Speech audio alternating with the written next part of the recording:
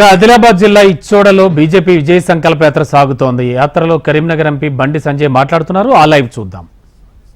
లౌకికవాదన్న క్రైస్తవుడు క్రిస్టియన్ చెప్పుకుంటే లౌకికవాది అన్న, కానీ హిందూ అని చెప్పుకుంటే మతతత్వవాది అని చిత్రీకరించే దౌర్భాగ్య పట్టు తెలంగాణ రాష్ట్రంలో వస్తున్నాయి అన్న. ఎట్లా బతకాలన్నా హిందువులు వినాయక పూజ చేసుకోవాలనుకుంటే police permission, revenue permission, municipal permission తీసుకోవాలన్నా. ఇలా హిందువులు భవానీ దీక్ష తీసుకోవాలంటే, భవానీ మామ పూజ చేయాలంటే పోలీస్ పర్మిషన్ తీసుకోవాలి, రెవెన్యూ పర్మిషన్ తీసుకోవాలి, ఫైర్ ఇంజన్ పర్మిషన్ తీసుకోవాలి, మున్సిపల్ పర్మిషన్ తీసుకోవాలి, గ్రామ పంచాయతీ పర్మిషన్ తీసుకోవాలన్నా. ఇట్లాంటి బతుకు మనకు అవసరమా? ఒక్కసారి ఉంచండి.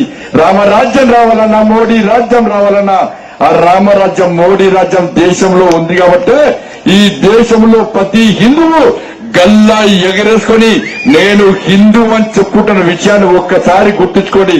మోడీ రాజ్యం రాకముందు ఈ దేశంలో హిందువుల పరిస్థితి ఏంది, మోడీ రాజ్యం వచ్చినాక ఈ దేశంలో హిందువుల పరిస్థితి ఎంత బ్రహ్మాండంగా ఉందో ఒక్కసారి హిందూ సమాజం ఆలోచించాల్సిందిగా మీ అందరికీ విజ్ఞప్తి చేస్తూ, అందుకే రామరాజ్యం, మోడీ రాజ్యం, హిందూ రాజ్యం రావాలంటే మళ్ళా ముచ్చటగా మూడవసారి మన నరేంద్ర మోడీ గారి ప్రధానమంత్రి కావాలని చెప్పి ఆ సంకల్పం తీసుకునే మా కిషన్ రెడ్డి గారి నేతృత్వంలో ఇలా కొమరం భీం విజయ సంకల్ప యాత్రను ఈ రోజు మీ అందరి ముందుకు రావడం జరిగింది. ఇంత పెద్ద ఎత్తున ఎండ కొడుతున్నా, ఇంత పెద్ద ఎత్తున ఘనమైన స్వాగతం పలికిన మీ అందరికీ రెండు చేతులు జోడించి వినమ్రపూర్వక దండాలు తెలియస్తూ ముగిస్తున్నాను. భారత్ మాతాకి పక్కా గెలిపిస్తారు కదా. మీకైతే డౌట్లే లేవు కదా. అక్షింతలు వచ్చినాయా?